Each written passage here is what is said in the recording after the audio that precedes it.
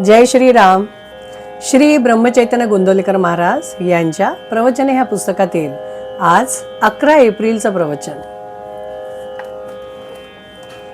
साधनांनी जे साधत नाही ते संत सहवासानी साधते. अवतारी संत आणि इतर संत यांच्यामध्ये फरक असतो. अवतारी संत हे ज्ञानेश्वर महाराजांसारखे किंवा समर्थांसारखे असतात. ते आपणहून येतात आणि आपले काम झाले की जातात. मग ते राहत नाहीत. संतांनी जगातली राज्ये मिळवली नाहीत, पण त्यांनी स्वतःवर राज्य केले. चमत्कार करणे हे संत लक्षण नव्हे. चमत्कार सहजगत्या होतील तर होवत. चमत्कार दाखवावा म्हणून संत चमत्कार करीत नाहीत. संतांची निंदा किंवा अपमान करू नये. त्यांची परीक्षाही कधी पाहू नये. कोणाचेही वाईट चिंतू नये. दुसऱ्याचे हित करावे आणि हितच चिंतावे. उत्तम हित नामा वाचून अन्य कशातही नाही. म्हणून अखंड भगवन नाम जपणे हेच संत संगतच आहे. ही संत संगतच आहे. एकदा परत वाचते. म्हणून अखंड भगवन नाम जपणे हीच संत संगतच आहे. सद्विचार ही एक संत संगत आहे. ध्यान, स्मरण, मनन आणि सद्ग्रंथ वाचन यामुळे संतांची गाठ पडून त्यांच्याशी समागम होणे शक्य होईल. संत समागमात राहून विषय मागणे हे त्या समागमाचे रहस्य नाही. एकुलत्या एका मुलाने अफूच्या गोळीसाठी हट्ट धरला तर आई त्याला ती गोळी देईल का? जर तिने ती दिली तर ती खरी आईच नव्हे. त्याप्रमाणे जो विषयाचे प्रेम देईल तो खरा संत नव्हे. संताला विषयाचे प्रेम असत नाही. इतकेच नव्हे तर त्याचा माणूस विषयात राहिला तर त्याच्या हृदयाला पीळ पडतो. कुत्रा हाड चघळीत असताना आपल्याच तोंडातले रक्त पिऊन ते त्या हाडामधून येते असे समजतो आणि शेवटी त्यातच तो मरतो. हे पाहून जितके वाईट वाटेल त्याच्या 10 पट नव्हे अनेक पट आपण विषयमग्न असलेले पाहून संतांना वाईट वाटते. संतांनी खरे भगवंताला जाणले. जिज्ञासू शिष्य भेटला तर संताला आपले स्वतःचे सार्थक झाले असे वाटते.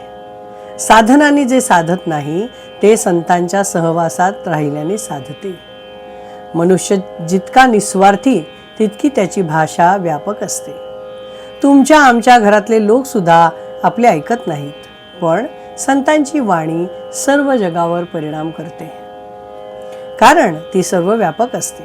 ती अत्यंत तळमळीची असते. याच अर्थाने श्रुती सनातन आहे. जगाचे कल्याण व्हावे म्हणून ऋषी बोलले. म्हणून त्या वाणीने जगाचे कल्याण व्हायचेच आणि जगाचे कल्याण व्हावे असे वाटते तोपर्यंत ती वाणी राहायचीच. आहे त्यात समाधान मानणे.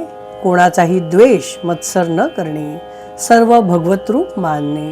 निराभिमान राहणे. सदोदित भगवन नामस्मरण करणे आणि संत सज्जन सद्गुरू यांच्याविषयी पूज्य भाव ठेवणे.